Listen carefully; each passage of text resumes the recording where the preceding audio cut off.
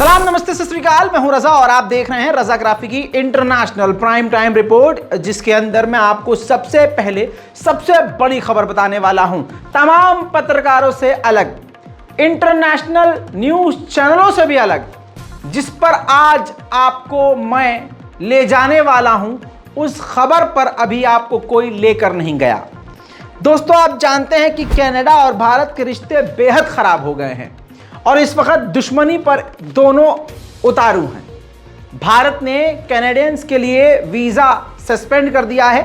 उधर कनाडा की गवर्नमेंट भारत के खिलाफ भी सख्त वाले जुमले इस्तेमाल कर रही है।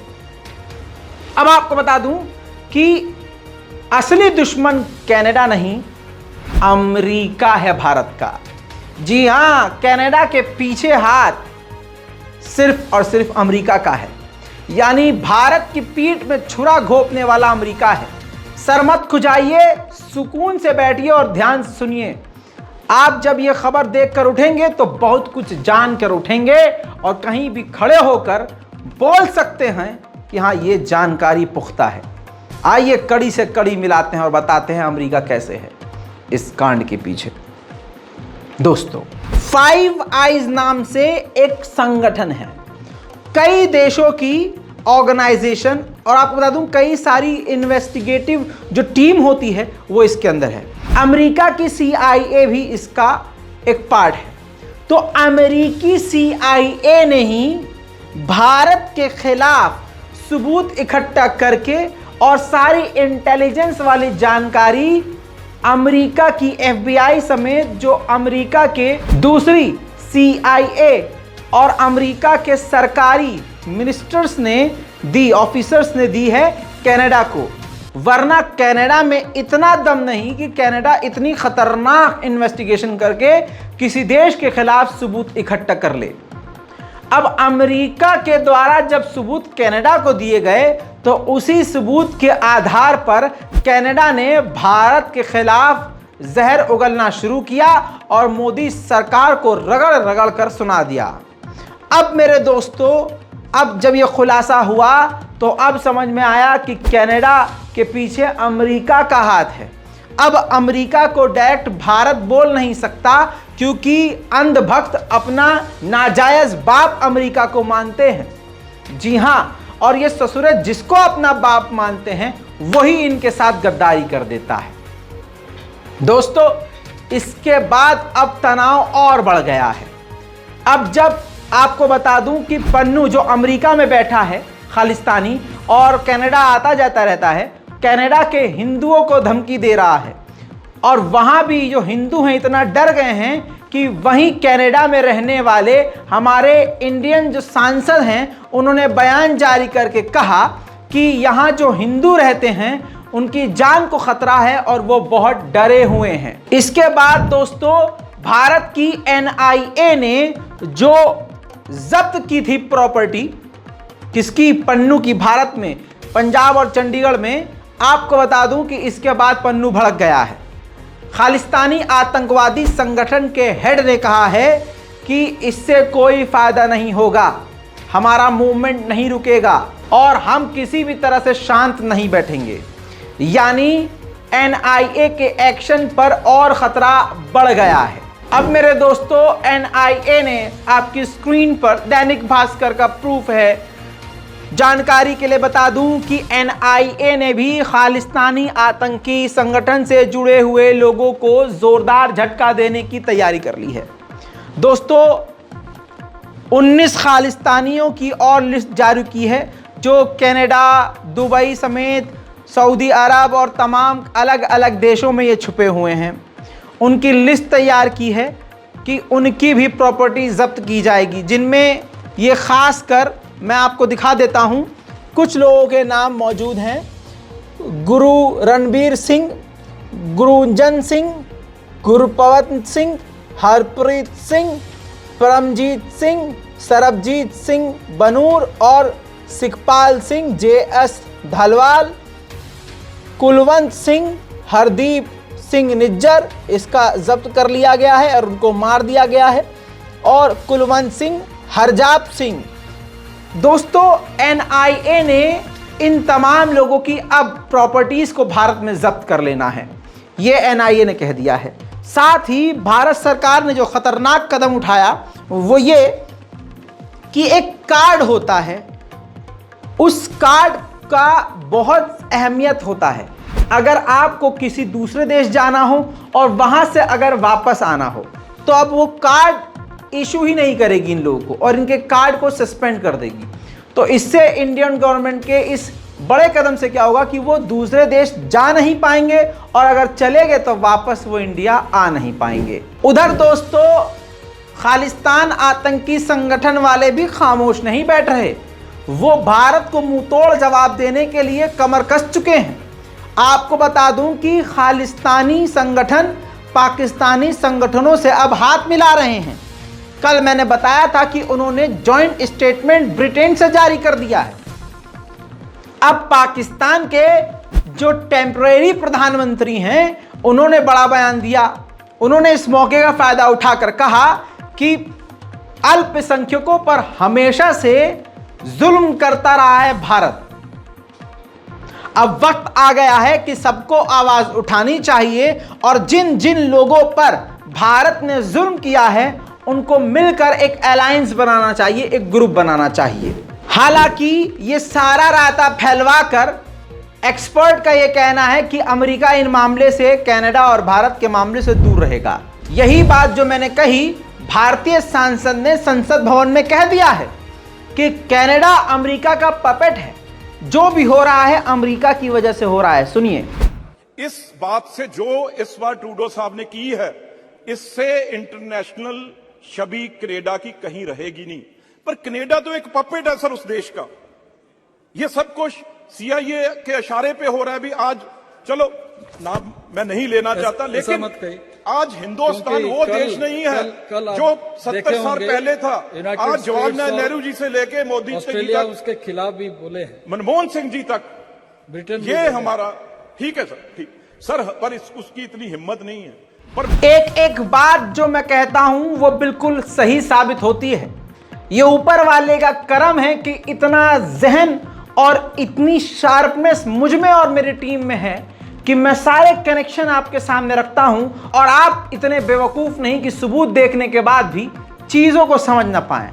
अब इसका एक अहम मोड़ भी रखना चाहता हूं आपके सामने।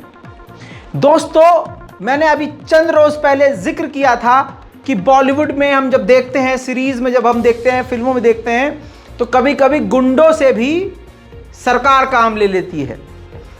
वो बात हकीकत एक बार फिर से साबित हो रही है। भारतीय गवर्नमेंट ने कहा है कि हमने दूसरे देश की जमीन पर, कनाडा में या कहीं और, आज तक किसी गलत तरीके से हमने किसी को कत्ल नहीं करवाया है। हमने कभी कानून का, अंतर्राष्ट्रीय कानून का उल्लंघन नहीं किया है। उधर भारत का एक रिटायर्ड सो कॉल्ड वो मेजर, आपको बता दूं कि वो इस बात को पहले ही बोल चुका है कि ये खालिस्तानी जहां जहां हैं और अमेरिका, ऑस्ट्रेलिया, कनाडा यहां बैठकर भौकाल जो चला रहे हैं, लॉरेंस बिश्नोई को एक बार बोल दो कि इनका सफाया कर दो, भाई साहब वो सफाया कर देगा। इतना खौफ है खालिस्तानियों में।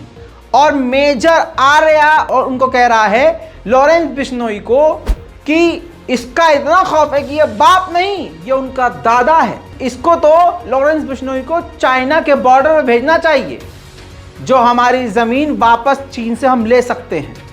सोचिए, गुंडे के समर्थन में कौन उतरता है? गुंडा।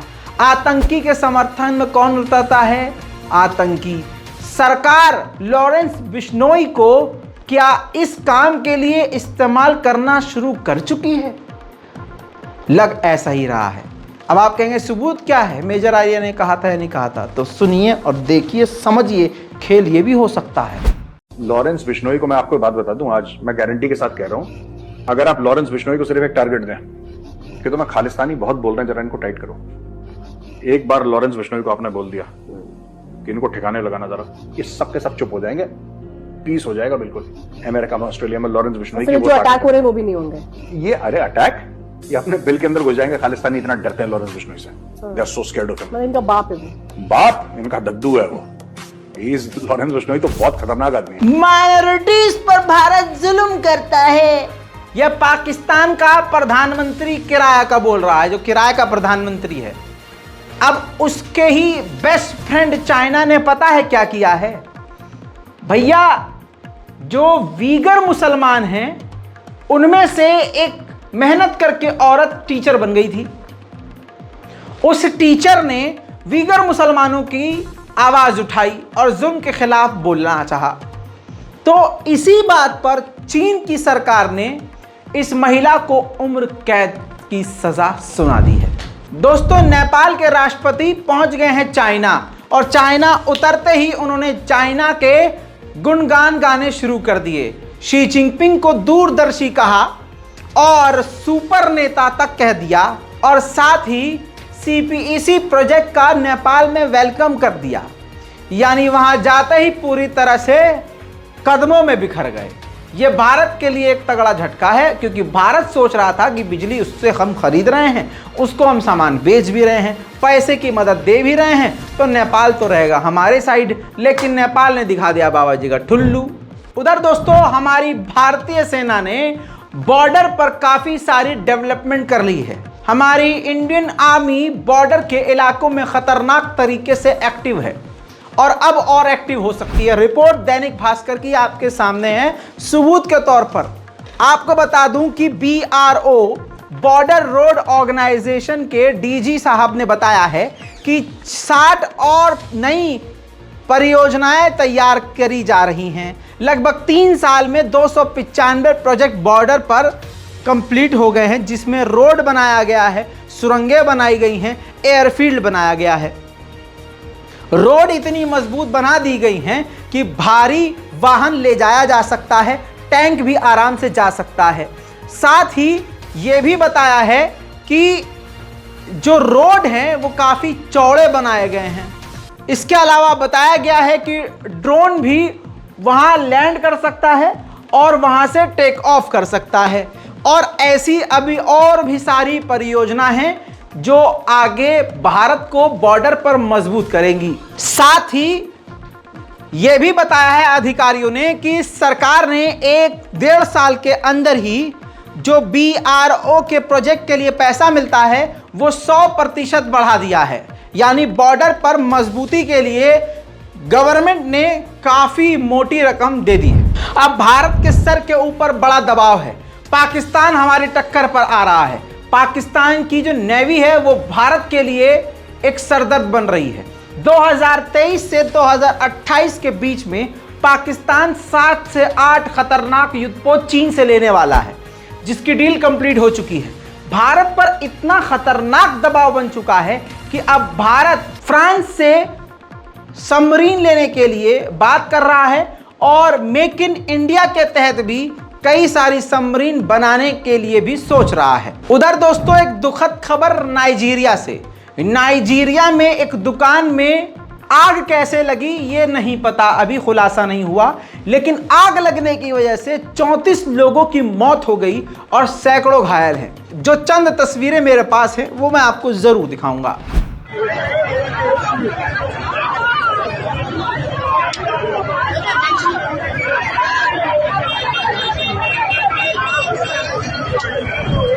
उधर दोस्तों, नॉर्थ कोरिया के तानाशाह किम जोंग उन ने खुद लेटर लिखा है चीन के राष्ट्रपति शी जिनपिंग को और कहा कि हम मिलिट्री कॉपरेशन को प्रमोट करना चाहते हैं।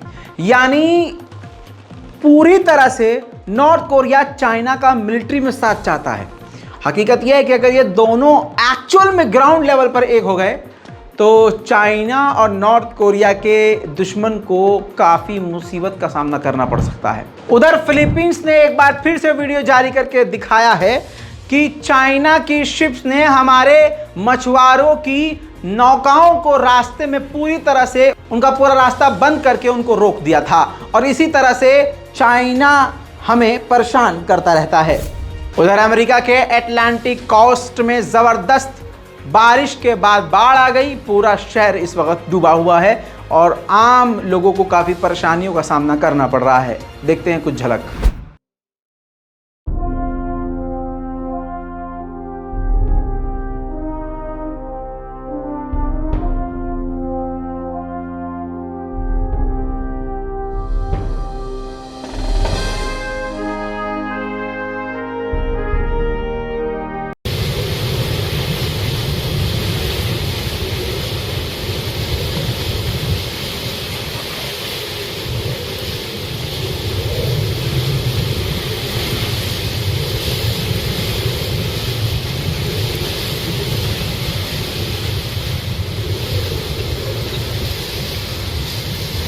उधर दोस्तों नाइजर ने फ्रांस के तमाम फ्लाइट्स के लिए अपने एयर स्पेस को बंद कर दिया है।